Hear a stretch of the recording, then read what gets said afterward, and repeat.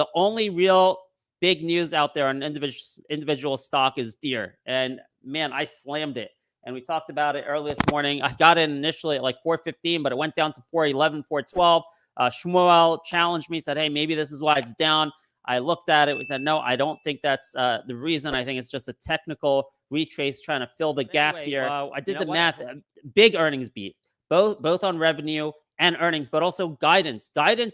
The EPS for guidance, the earnings was increased by $750 million. I did the math on that and threw on a 15 PE. You can see the PE right now is 17.5. I did the math on an additional $750 million net income, and that comes out to like $38 a share in value, right? And yesterday we're at 405, throw $30 a share in value on that. Where's that take you? That takes you right to the 52-week high, basically, of $448. Okay. Now, what are your resistance levels here? You have the 50-day moving average at 423.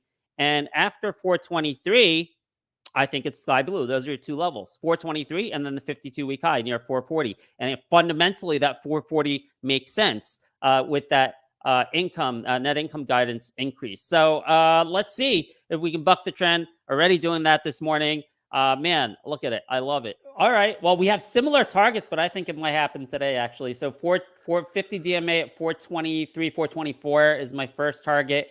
And then up there, 440 is a possibility. Look, in this case, guidance increased by $750 million. Okay, that's fundamentals. We'll get to the math in a second. But then you also have to worry about sentiment in the press release. So I read the press release, and I didn't see any negative sentiment in the press release. Also, with the market down the last couple of days, remember our new FANG stocks? One of the A's stood for agriculture, right? So agriculture sector has been beaten down. So this is a sector that can do well when the market goes down. So the sentiment specifically for the stock was good in that press release. The sentiment for the